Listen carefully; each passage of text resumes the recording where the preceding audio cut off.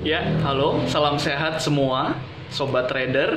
Sebentar lagi saya akan mengupas salah satu money management ya dalam kita trading ya. Saksikan setelah ini di episode pertama tentang money management.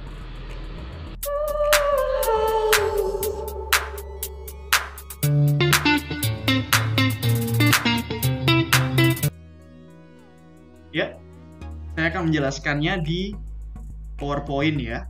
Money management di dalam sistem trading, episode yang pertama.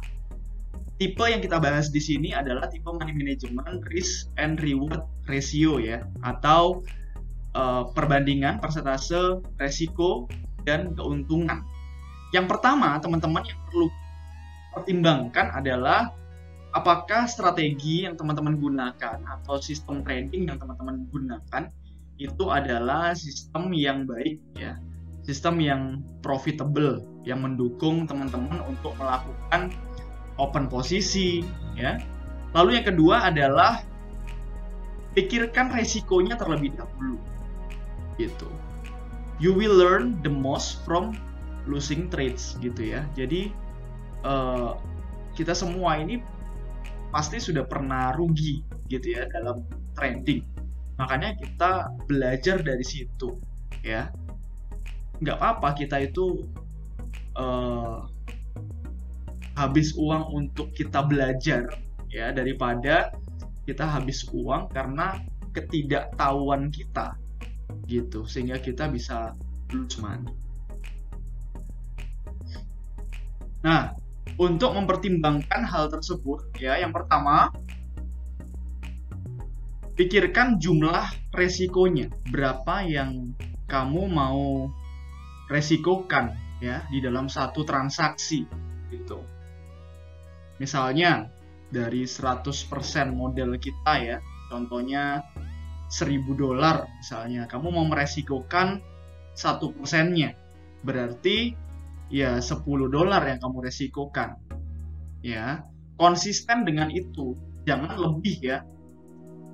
Trader yang bermental penjudi biasanya dia akan resikokan lebih dari 50% ya, bahkan semuanya.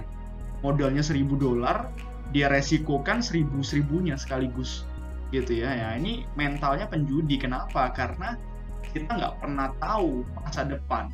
That's why trading itu bukan judi, karena kita mempertimbangkan segala aspek ya. Contohnya aja gampangnya, kalau kita mau jualan ayam di pasar, ada nggak yang menjamin bahwa hari itu ayam kita semuanya pasti laku?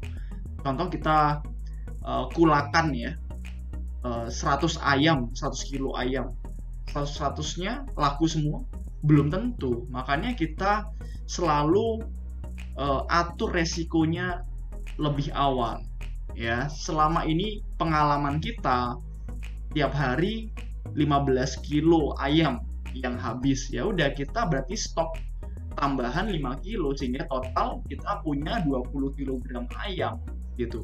Jangan seluruh uang kita, dana dapur kita masukkan, kita taruh semua di situ ya. Kita beli 100 kg nggak laku, sampai seminggu misalnya nggak laku, ayamnya mau balik modal gimana gitu. Itu ya. Jadi kita mesti tahu jumlah resiko awal. Lalu kembali lagi, strategi yang win rate-nya bagus, yang cocok bagi kita, terserah ya style trader kamu. Itu bisa scalper ya, bisa day trade, mau swing ya, atau position trading, bisa aja, bebas gitu ya. Tapi mana strategi yang cocok ya. Berdasarkan strategi tersebut, bagaimana kamu mengatur resikonya gitu. Apakah bisa diatur?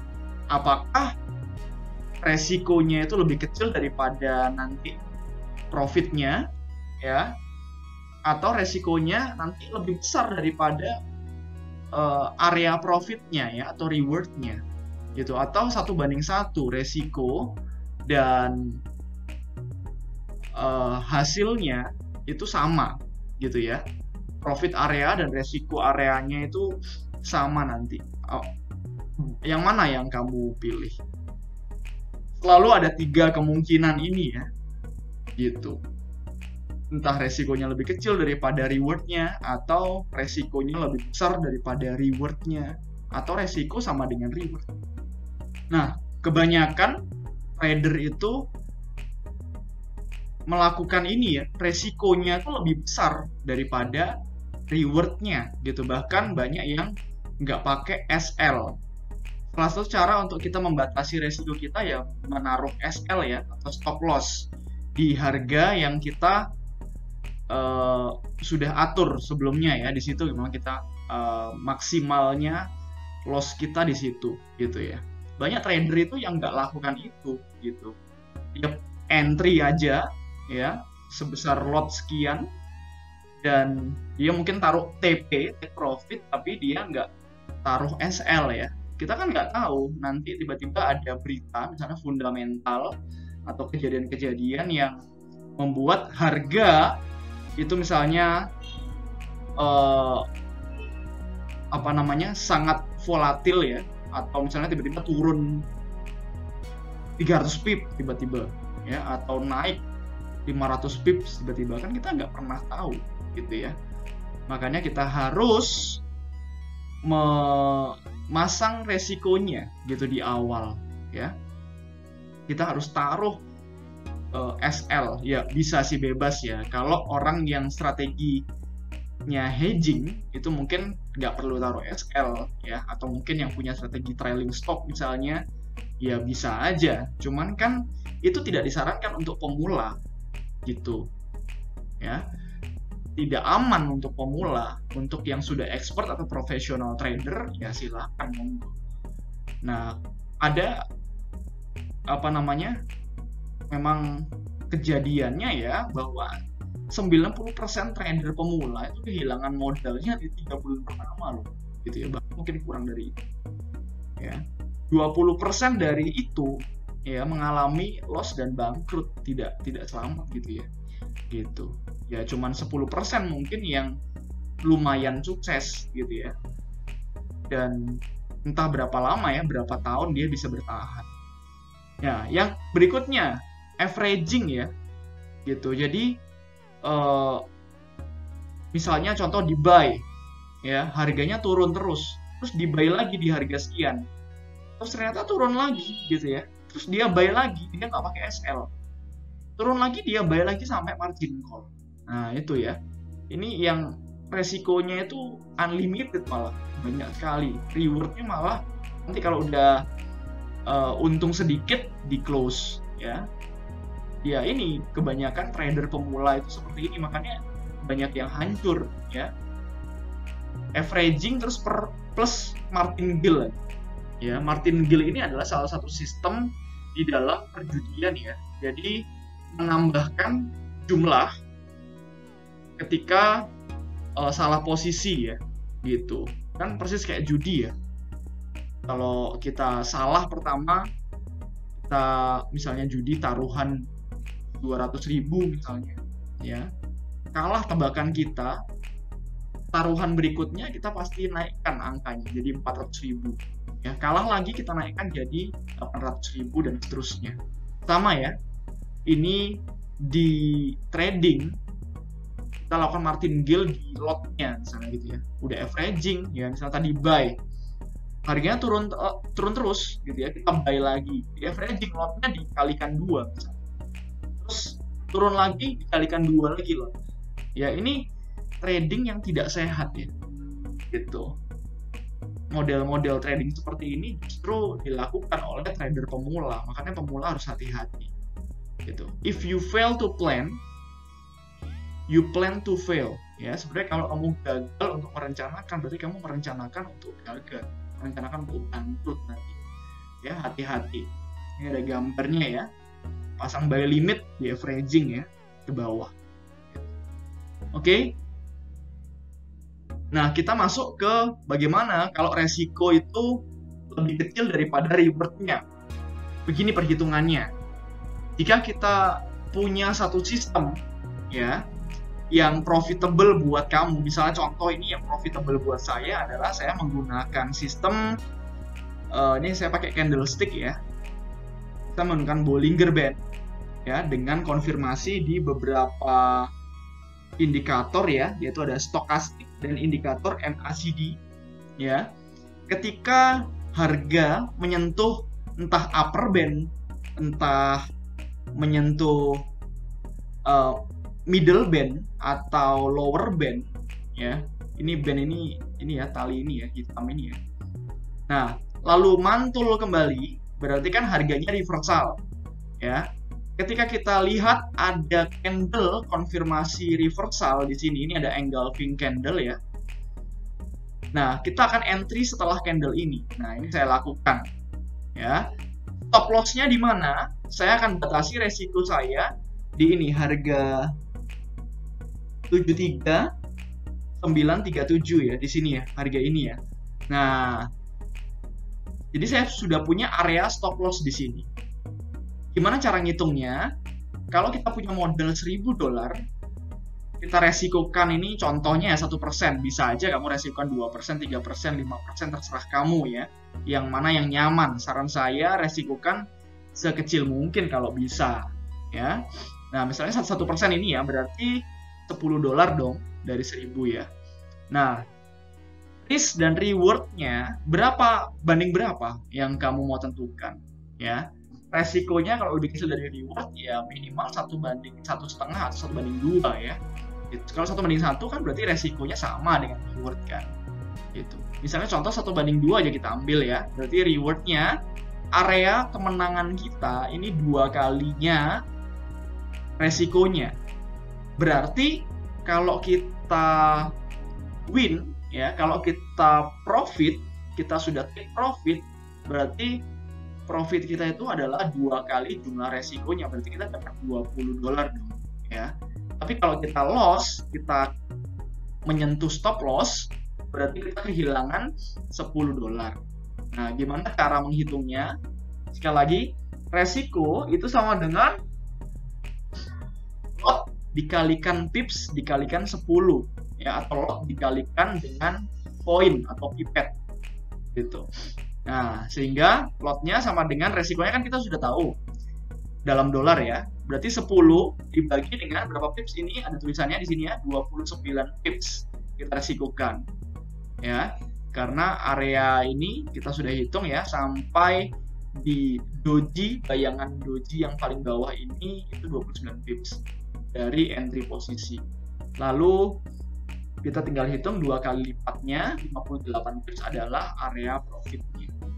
Oke, sehingga lot sama dengan 10 dibagi 290 ya, sama dengan kurang lebih nih ya 0,03. Berarti kita pakai lot 0,03 di dalam transaksi ini.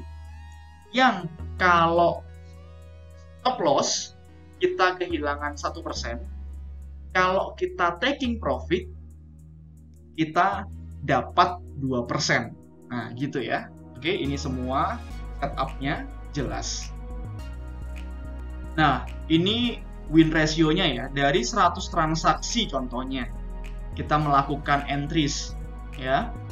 Kalau risk and reward-nya 1:1, berarti kita perlu kemenangan di atas 50 kali ya dari 100 transaksi tadi. Berarti kita punya win ratio di atas 50% harus. Kalau win ratio cuma 50% ya end up di akhir kita imbang ya. Tidak mengalami pertumbuhan saldo kita, balance kita. Ya. Berarti contohnya 51 kali kemenangan ya. Dan berarti kekalahannya 49 dong dari 100 transaksi. Ya. Tinggal dikurangin aja win dikurangin lose, berarti profit kita kalau kita hitung resikonya 1%, berarti profit kita 2% kurang lebih. Oke, ini masih belum dikurangi dengan spread, dengan komisi atau swap ya, kalau menggunakan account yang ada swapnya. Nah, kalau risk banding reward 1:2, berarti kita perlu punya win ratio itu hanya minimal 34% saja. Nah, ini dia ya. Jadi kita dalam 100 kali transaksi kita perlu cuman menang 34 kali saja 66 kali lose nggak masalah. Itu tetap profit 2% loh. Apalagi kalau ada trader yang dia win rate-nya 40% misalnya. Ya. Gitu. Dia akan profit tinggal dikalikan 2 ya. Karena ini reward-nya 2%. Ya. Tinggal berarti kalau 40 dari 80 dikurangin 60 ya, bisa 20% profitnya. Padahal dia hanya punya win rate 40% aja ya, 40 kemenangan saja dari 100. Itu contohnya ya. 1/3. Ini win rasionya hanya lebih dari 25% aja ya. Minimal 26% lah misalnya. Berarti dari 100 transaksi 26 kali menang, 74 kali kalah ya, sudah profit 4% ya. Dan seterusnya ya, 1/4, 1/5. Nah, kamu pilih saja yang mana yang cocok untuk kamu gitu ya, berdasarkan dengan strategi yang kamu nyaman dengan itu ya. Pak, boleh nggak kalau misalnya resikonya lebih besar dari reward tapi win ratio saya besar? Ya boleh, silakan aja ya. Yang penting kita menghasilkan profit gitu ya. Tapi tetap ingat, tradinglah dengan sehat ya. Artinya pertimbangkan aspek resikonya dulu ya. Nah, misalnya contoh ini yang kedua, saya contohkan ya. Saya menggunakan trading sistem breakout sesi Asia misalnya di pair GBP JPY ya. Di video saya yang sebelumnya saya sudah jelaskan ya. Kita hanya menggunakan candlestick aja, naked chart. Kita tandai 8 candle pertama yakni sesi Asia gitu ya. Lalu nah ini dia ya setupnya ya. Lalu kita kasih garis horizontal 20 pips di atas higher sesi Asia dan 20 pips di bawah lower sesi Asia harganya 8 candle ini ya. Nah, baru ketika harga menyentuh entah buy stopnya atau sell stopnya, baru otomatis akan terentry karena kita lakukan pending order ya, itu. Nah, saya taking profitnya ini hanya sedikit ya, hanya 20 pips saja ya. Sedangkan resiko saya ini 100 pips ya. Jadi 5 kali lipat ya. Jadi resiko saya ini 5 kali lipatnya dari rewardnya gitu. Berarti saya perlu win ratio itu 84% gitu ya. Jadi saya dari 100 transaksi saya harus menang 84 kali gitu. 16 kali lose nggak masalah, saya tetap bisa profit ya, masih bisa profit sekitar 4-5% gitu. Nah ini ya. Nah, apakah kita boleh memilih yang seperti ini? Ya boleh aja, tapi kamu harus lakukan backtest dulu ya. Kamu tes dulu bertahun-tahun ke belakang, coba kamu lakukan strategi ini, apakah strategi ini profitable dan membuat balance kamu bertumbuh, equity kamu bertumbuh gitu. Kalau membuat balance kamu bertumbuh ya dari backtest tadi yang dilakukan, maka ya silakan gitu ya. Jangan asal aja comot strategi orang seperti ini lalu kamu comot tanpa kamu tes dulu ke belakang ya. Ketika rugi, emosi kamu, psikologis kamu pasti terganggu. Oke, itu teman-teman ya, sobat trader, tolong bijaksana ya. Kelola keuangannya dengan baik dan ketat gitu ya. Konsisten dengan itu sekali lagi. Oke, ini episode 1, saya akan melanjutkan nanti dengan episode money management yang berikutnya. Never stop learning because life never stops teaching.